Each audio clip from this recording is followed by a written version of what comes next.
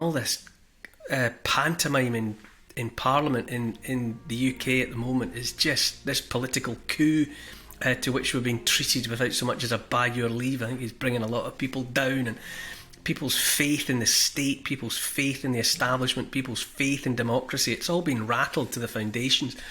But, you know, to the matter in hand, this week or the last day or so, I've been thinking about that you'll own nothing and be happy line that's everywhere.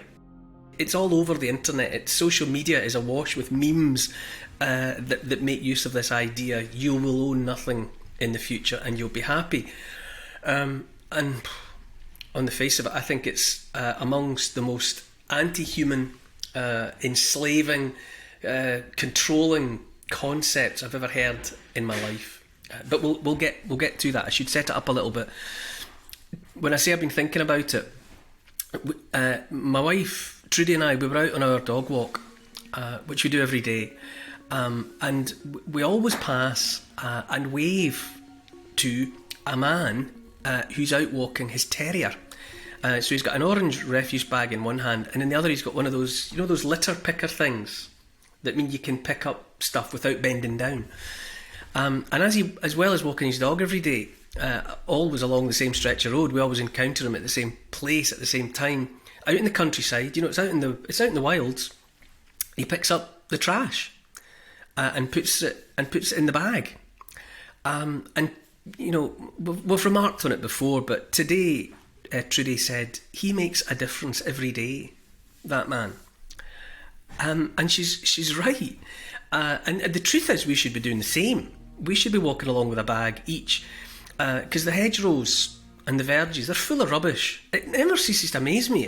That thing I'm always banging on about, you know, the wasteful society. But the way in which people, well, not to put too fine a point on it, shit in their own nest really winds me up. You know, they just wind down the windows of their cars, or they just, whatever they've got in their hands when they're finished with the bag or the bottle or whatever, they just throw it away. I don't get it. I've been listening to Jordan Peterson for years, and one of the things that he has soliloquised about relentlessly is personal responsibility. And he talks about how basically life is tough. You know, life is a disease with a very bad prognosis. Everybody ends up dead, and life gets tough. If it's not tough for you now, maybe it was tough before, and it'll probably get tough again. And that's the fact. That's the eternal truth for one of them. But you've got a choice. Confronted with the fact that life is hard and ends in death, and before it ends in your death, it ends in the destruction and death of others close to you. So what you're going to do? And he says, well, you might as well pick up the burden and carry as much as you can for as far as you can for as long as you can. Because, as he asks legitimately, what's the alternative? Do you just drop your shoulders, lower your head, and wait for help from someone else? Maybe help that isn't even coming. And he says, furthermore, that rather than changing the world, or before indulging yourself with the notion that you might change the world, you know, message to all would-be revolutionaries out there, you should have a look at your own life. You should have a look at yourself. And you should start with seeing how you can improve you. And he suggests, you know, making your bed before you leave your house, or washing the dishes, or at least rinsing out your teacup. If you invest in cleaning a cup this morning, when you come in at night, you made sure your future was better because the cup was clean as soon as you arrived in the house. So you're actually investing in a better future by making your bed and rinsing out your cup. And so you look around you at what you can change, rather than, you know, I spend a lot of my time belly aching and moaning about government and the state of the nation. And Jordan Peterson's message, quite rightly, is that are you so sure that your life is perfect, that everything you could possibly be improving has been seen to before you start lecturing everybody else? It's terribly true. So I listened as though for the first time this morning to Trudy saying that man's making a difference every day, and it's the sort of difference that all of us could make, and because it's about putting in the sort of effort that realistically it matters. He has identified something that he can do every day to make his patch of the world a better place, and every day he sets out to do that. I mean, if everyone did that, imagine if everyone going about their business, everyone complains about the mess everywhere, but if everyone going about their business was carrying a bag, rather than waiting for some mysterious council operative to come along with a van and do it, it would make an enormous difference. There's that. It's almost like a parable. It's a story about a guy walking along a beach, and there's been a storm, and it's washed starfish onto the sand, thousands, uncountable numbers of them. And as he walks along, there's a little girl, and she's picking up one starfish at a time and throwing it into the water. And he says there's tens of thousands of them. It's not going to make any difference. And she holds up one of the starfish and she says, it's going to make a difference to this one. And she throws it into the sea. To think that the task is so huge that it's not worth embarking upon is the wrong attitude. And this guy, he is making the difference that he can make, and that difference that he can make is all that he can do, all that can reasonably be asked of him, and it's thereby all that matters. So it made me think about that line from the World Economic Forum, that feels, that it's been everywhere for a while, and you look at it and you think, what is it a prediction?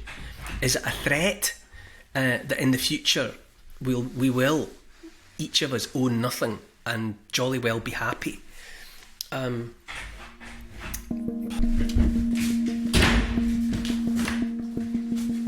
going to lie down? You're a good girl. Are you going to lie down? In fact, that you'll own nothing and be happy thing, it was in an essay, actually, first of all, by a Danish MP called Ida Auken. And it was published on the World Economic Forum website, and it came out on November the 10th, 2016. And it was entitled, Welcome to 2030. I own nothing, have no privacy, and life has never been better. And she writes about an imagined 2030 in which no one owns a house or a car or even appliances. People don't even own their own clothes. Things have gone from being possessions or products to services. So you rent everything. You own nothing and you rent everything. I'll read you from it. This is just bits of it, this is just excerpts. In our city, we don't pay any rent because someone else is using our free space whenever we do not need it. My living room is used for business meetings when I am not there. Once in a while, I will choose to cook for myself. It's easy. The necessary kitchen equipment is delivered at my door within minutes. Once in a while, I get annoyed about the fact that I have no real privacy.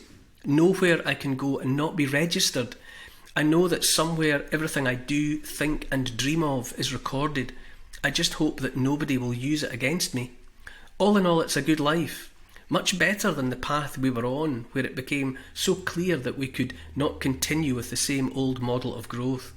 We had all these terrible things happening, lifestyle diseases, climate change, the refugee crisis, environmental degradation. My biggest concern is all the people who do not live in our city, those we lost on the way, those who decided that it became too much, all this technology, those who felt obsolete and useless when robots and artificial intelligence took over big parts of our jobs, those who got upset with the political system and turned against it. They live different kinds of lives outside of the city. Some have formed little self-supplying communities. Others just stayed in the empty and abandoned houses in small 19th century villages. I read that and I wonder, honestly, what effect Ida Auken intended. Obviously, I don't know her. I've got no idea who she is beyond the fact that she's a politician. I think, was she for real? Was she actually meaning that this was a happy place? Or was she carefully hiding a warning in plain sight about what she knew was an imminent dystopia? I honestly don't know. But I read what she imagines, and it sounds like a zombified hell on earth to me. Between the lines, I hear the voice of surrender, of someone rendered less much less than an autonomous, independent, free-thinking human being. What I think I hear is a drone, or perhaps a slave, the worst kind of slave actually, which is to say a slave who doesn't even know that she's a slave. And so, in search of comfort in the face of the dystopian horror of Ida's essay, I thought, and I keep thinking about that man and his dog collecting rubbish. Because to me, when I thought about it enough, his actions, his approach seems to symbolise or summarise something important, which also echoes more of what I think about personal responsibility. I can't know for certain, but I think that man's commitment to collecting the rubbish on his walk comes from his sense of belonging somewhere, and at the same time it comes from a sense of ownership. That's his patch of the world, and he doesn't just take it for granted, he actively takes care of it. He doesn't stand by and watch it decline. Every day he sets himself the task of improving it, or at least making sure it doesn't get any worse. And he does that because, in a profound way, the most important way, that territory belongs to him. By his actions, by taking care, by maintaining, by putting things right that he can, he is demonstrating legitimate ownership. But places belong to those that love them and take care of them. I've wondered if Ida wrote her essay as a sort of a thought experiment, but in any event, it has spread and it has taken root in the consciousness. And so it invites you to think about the World Economic Forum. And there's no doubting that the World Economic Forum has, for decades, been against national borders, independent nation states owned by people who understand themselves to belong to a place, and that a place belongs to them. The World Economic Forum doesn't like that. It's hostile to nation states and national identity because both of those get in the way of globalism and that desired, unquestioned authority of a one world government. And that, what they have against national boundaries and a sense of belonging is an old antipathy that is common to all the movements down through history that have sought to establish totalitarian, top-down, centralised control. They always go about it in more or less the same way. And what is absolutely crucial down at the fundamental building block level of a mass movement and a totalitarian regime is persuading everyone that they are alone and that they need the state, that the state is their only friend, and that they need the state's intervention in their lives, in their thinking, every minute of the day, in every aspect of their lives. And globalists, that's a word, we're not supposed to use that word now. Someone's decided that globalist is anti-Semitic. And that kind of name calling, that whenever those that are opposed to a point of view now, when they run out of arguments, they just descend into name calling. But nonetheless and regardless, globalists are those who seek a one world government. So that's the word that describes that activity, regardless of creed, colour, height, weight, sexual preference. That's globalism. And what they do, the globalists, is that they set out to persuade human beings that, and rather than you being a someone who belongs somewhere, they try to persuade you that you are a no one who belongs anywhere. You're just a unit, a number, a cog that can be picked up from where you are just now and relocated somewhere else. So mass movements and the so-called fourth industrial revolution, you've probably heard that. Klaus Schwab, the Bond villain in charge of the WEF, who sits in a hollowed out volcano somewhere stroking a white pussycat, when he's not pontificating. Him and all these little WEF wizards, they need to break populations into isolated, atomised individuals. Mass movements want rootless individuals who feel that they don't belong. They like cities, they always do, because where people are gathered together, cheek by jowl, it's easier to keep an eye on them. If you're working towards surveillance, then the fewer square miles you have to cover with your cameras, the better. So that's the push to the cities. Even if you think, for example, of Christianity as a mass movement, apart from anything else that it was and is, the Christian door-to-door salesmen who were pushing it, they found it much easier to get it to take root in the cities, for all the aforementioned reasons, because people were all together in one place.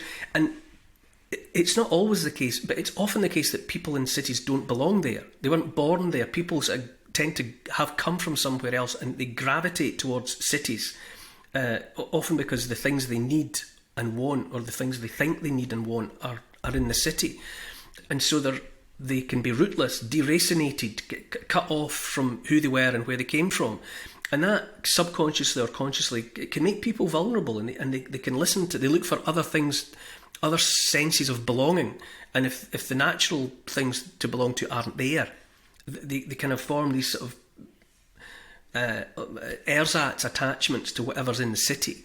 And the people pushing Christianity, they found it harder to get it to take root in small communities out in the countryside, where people were where they'd always been, where people were where their families had always been, where their ancestors had always been, where they were surrounded by family. And they didn't need the state, and they didn't need anyone. They proved more stubborn in the face of it, less likely to come over to the faith.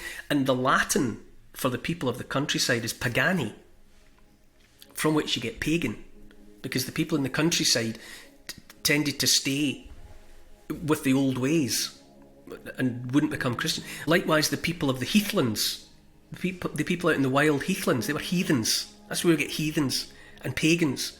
It was the people that the Christian proselytizers found it hardest to reach and to bring around to their way of thinking. So if you apply that sort of thinking to all of those that seek to push an ideology, fascism, Nazism, communism, any of them, it's much easier when you can gather people together for mass gatherings and bombard them 24 hours a day with the same propaganda. But this determination to dissolve the family, to weaken family ties, to get people away from their roots, to abandon ideas of belonging, of belonging to a place, of belonging to a community, to a country, it flies in the face of human nature. Because time and time again, we see that people want family, they want community, they want national identity. It's in them. It's woven through people's DNA. They want safe borders. They want to own cars. They want fridges. They want computers and phones. They don't want to rent them. They want ownership of these things.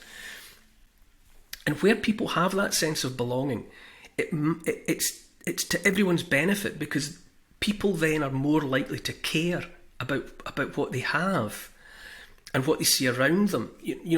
Where people feel a sense of ownership and stewardship, they're more inclined to want to pass on what they have to the next generation. And this is why "you will own nothing and be happy" is anathema to the human spirit. And that desire to have a home, somewhere that you can call home, somewhere that's yours, that makes you happy because you own it, is ancient. At Hawick in Northumberland, archaeologists found the circular footings that had been left behind by the framework of a circular building that had been built 10,000 years ago, right, by hunters, 8,000 years before the birth of Christ, 10,000 years ago. Now, it wasn't something temporary. It wasn't like a shelter built for just overnight, like a camp. The evidence suggested that this structure had been maintained and lived in for multiple generations. It was a home where people lived out their lives. Now, it's from a time in our history when we know that in the main people were hunter-gatherers, And there's always been that assumption that they were, wanderers, that they drifted through the countryside, never calling any place home. But it appears that at Hawick, where they had the coast nearby, and there was a combination of the coastal resource and resources inland, that where people got the chance to settle and call somewhere home, they did. The wanderingness was something they had to deal with because they needed to keep moving to find food. But where people found that they could make a base, they made a base. And they kept it and they maintained it, and they saw that their children and their grandchildren would do the same and could do the same. And all of this is just by way of illustrating that the desire to have somewhere, to own something and be happy, to be where food and family might be shared, is ancient, beyond almost the reach of imagination. Against this notion of people, isolated loners, cut off from their roots, denied even private space that they can call their own. The very idea that after all these millions of years of the other would be an acceptable alternative for people. I mean, remember the line from Ida Auken: "In our city we don't pay any rent because someone else is using our free space whenever we do not need it. My living room is used for business meetings when I am not there." That's not going to fly. And also remember that while, if the mass of the people own nothing, someone somewhere owns everything. That's a fact. And I might be wrong, but I'm guessing that they'll be the ones that are happy. So I think about that man and his dog. And I think about him bothering to remember to take that bag out every day and collect rubbish, because he's taking care of the place that is his. And whether he owns it or not, and of course he doesn't own it, it's a stretch of road through the countryside with hedgerows either side, but his actions, his performance in that space, it demonstrates that in every way that matters, that place belongs to him, and that makes him happy. And the severing of roots cannot make people happy. Sir Walter Scott wrote, "Breathed there a man with soul so dead, who never to himself hath said, This is my own, my native land, whose heart hath never within him burned, as home his footsteps he hath turned from wandering on a foreign strand." There's something ancient and innate about owning, belonging. They're two sides of the same coin. Something belongs to you and you belong to that something. And what that essay suggests, and what I contend that the World Economic Forum have in mind, is slavery. It's being promised to us. It's made of central bank digital currencies and digital IDs, but it's just another road leading to the same destination, and it's slavery. Slavery for the mass of the population, while some invisible elite looks down on us from above. In any future that makes sense, that is shaped for and by flesh and blood human beings, each of us will own. We will own if we are lucky and work hard, and by that endeavour, with that ownership, we will make ourselves happy.